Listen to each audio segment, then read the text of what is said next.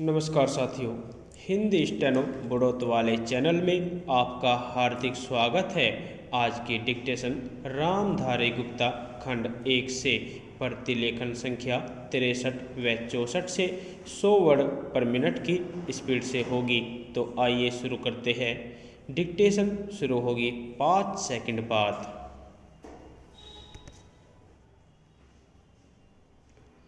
Start.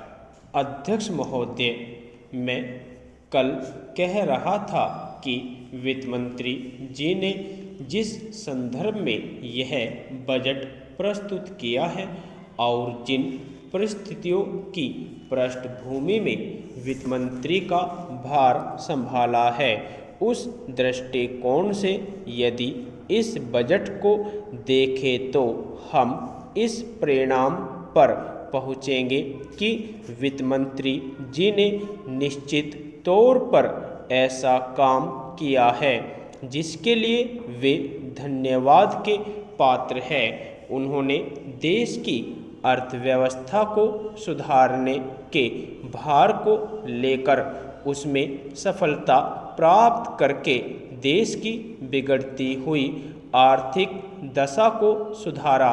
पिछले वर्ष देश का उत्पादन बढ़ा है, उद्योगों में सुधार हुआ है, कीमतों में सुधार आया है, हमारा आयात कम हुआ है और निर्यात बढ़ा है।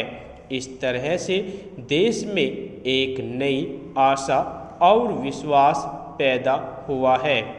इस वर्ष के बजट द्वारा भी उन्होंने पिछले वर्ष के कार्यक्रम को जारी रखने की कोशिश करने का प्रयास किया है। मुझे इसमें कोई संदेह नहीं है कि इसमें भी उनको सफलता मिलेगी। उन्होंने देश के आयात निर्यात के बारे में जो कदम उठाए हैं उनसे निश्चय ही हमारे विदेशी व्यापार का संतुलन सुधरेगा। यह निश्चय के साथ कहा जा सकता है। मैं वित्त मंत्री के लक्ष्यों व कर नीति का आमतौर पर स्वागत करता हूँ, यद्यपि मैं मानता हूँ कि इस कर व्यवस्था के द्वारा मध्य वर्ग पर बोझा पड़ेगा, परंतु इस देश में हमें पंचवर्षीय योजनाओं को जारी रखना है। इसलिए उस संदर्भ में हमें आर्थिक साधन जुटाने पड़ेंगे और ऐसी दशा में जो लोग इस देश में ऐसी स्थिति में है जो कष्ट उठाकर के भी कुछ दे सकते हैं, उनको देश के लिए देना ही पड़ेगा। इसलिए वित्त मंत्री जी के इन कदमों का भी मैं स्वागत करता हूँ, परंतु साथ ही साथ मैं नम्रतापूर्वक यह अवश्य कहना चाहता हूँ कि वित्त मंत्री महोदय ने किसानों पर जो भी नए कर लगाए हैं उनके ऊपर वे फिर सोचे।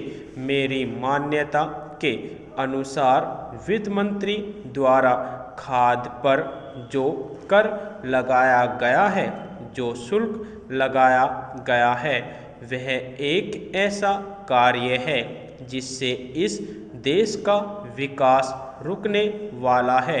उन्होंने अपने बजट भाषण की भूमिका में कृषि संबंधी कच्चे माल के उत्पादन के लिए पूंजी लगाने की आवश्यकता पर जोर दिया है। उनकी स्वयं की यह मान्यता है कि कृषि का उत्पादन बढ़ाना बहुत आवश्यक है। अध्यक्ष महोदय, उसके लिए सब कुछ करना है तो फिर कृषि उत्पादन का जो मूल आधार है, उस खाद और पानी की जो व्यवस्था है, जब उस पर ही कर लगाया जाता है तो मेरे मन में आता है कि कहीं वित्त मंत्री महोदय अपनी ही बात को अपने ही सिद्धांतों के द्वारा तो काट नहीं रहे हैं। मैं कहना चाहता हूँ कि हमारे देश में अभी भी चौथाई भूमि से ज़्यादा सिंचित भूमि नहीं है। इस देश की जितनी कृषि योग्य भूमि है उसका चौथाई से भी कम हिस्सा ऐसा है जो सिंचित भूमि के नाम से पुकारा जा सकता है। मेरी राय में अब समय आ गया है जबकि पिछले 2-3 वर्षों की नीति पर फिर विचार किया जाए और एक मात्रा में घाटे के बजट का सहारा लेकर ही सही आर्थिक तथा सामाजिक विकास योजनाओं की गति को बहुत बढ़ा दिया जाए। इस मामले में मैं समझती हूँ कि तुरंत कार्यवाही होनी चाहिए ताकि आज जनसाधारण में जो असंतोष उभर रहा है वह हानिकर दिशाओं में न चलने पाए। आज के राजनीतिक वातावरण की दृष्टि से भी मैं कहना चाहती हूँ कि विकास की गति को बढ़ाने की आवश्यकता सर्वोपरि है। जहाँ तक कि नए बजट के अंतर्गत कर नीति का संबंध है, अच्छा होता यदि मिट्टी के तेल जैसी वस्तुओं पर अतिरिक्त कर न लगाया जाता। मेरी राय में इस प्रकार के करों से बचना ही उचित है, परंतु वस्तु स्थिति कुछ ऐसी लगती है कि प्राय गरीबों पर करों का भार लादे बिना सरकार की गाड़ी आगे बढ़ ही नहीं सकती। एक नया कर जिसे पहली बार वित्त मंत्री ने लगाने की ठानी है वह कृषि संपत्ति संबंधी कर है।